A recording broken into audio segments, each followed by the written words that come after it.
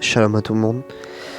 Alors, je vais vous partager le calendrier de la bonne semence du 4 avril 2023.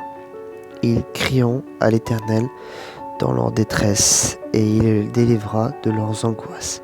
Il fit sortir des ténèbres et de l'ombre de la mort, et remplit leurs liens, qu'ils célébreront l'Éternel pour sa bonté, pour ses merveilles envers les fils des hommes.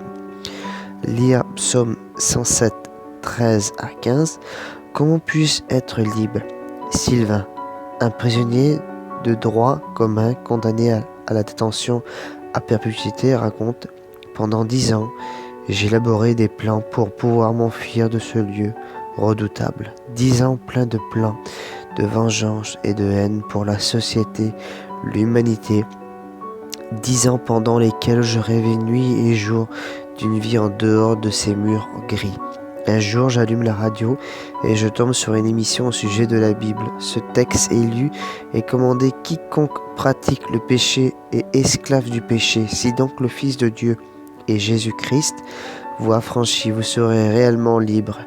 Lire Jean 8, 34 à 36.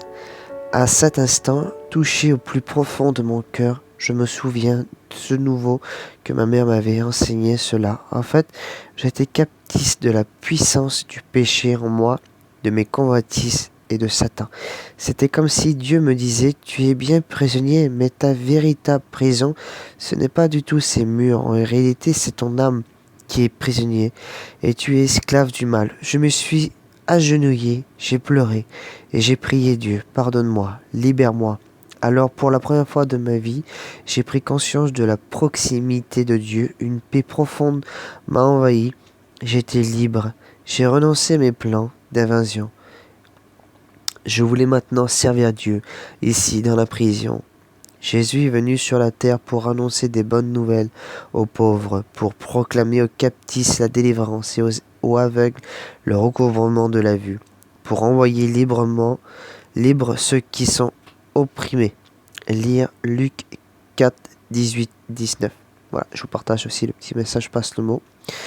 Gardez les yeux fixés sur Jésus, qui nous a ouvert le chemin de la foi.